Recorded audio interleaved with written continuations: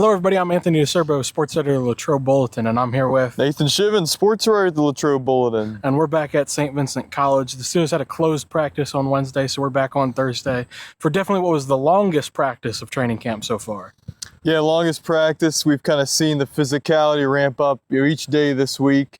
And definitely the longest practice went a little over 2.5 hours, Just something about. like that. That's the full length, as the CBA says, as Mark McCarthy would note. We saw a few players not be able to finish practice today. First-round pick Max Ahanichor left practice pretty early on and headed up the hill back to the locker room. Defensive back Brandon Eccles was seen with a wrap around his ankle area, sitting on the cooler. So a couple things to watch out for as we head forward.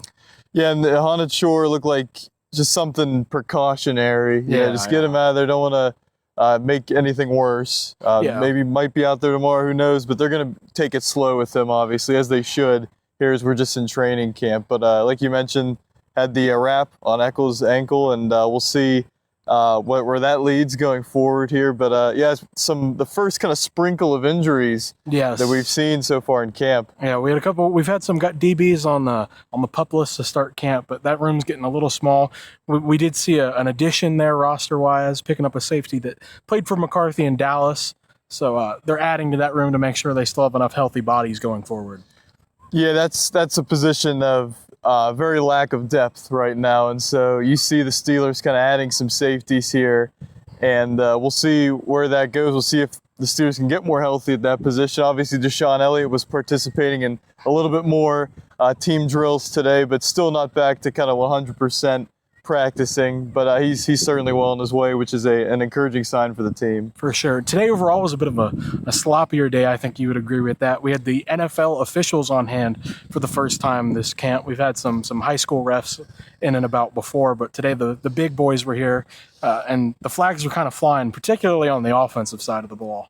Yeah, the NFL refs, they spot everything, and they were throwing those flags galore today. And a former NFL ref, Gene Steratore, was here at practice, talking to the refs a lot as well. So a fixture of NFL refs today in practice. And yeah, it definitely was the sloppiest.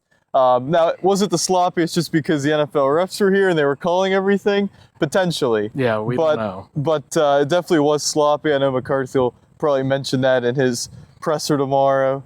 But still a lot of training camp to go, and obviously this one, the first kind of full practice like we're talking about. Yeah, McCarthy said earlier in the week that this kind of sequence of days is the biggest stressor, and so we'll have to see how the team responds moving forward. They'll have another full practice tomorrow before they head to Latrobe Memorial Stadium on Saturday. That's obviously a very big one. What are you looking forward for that?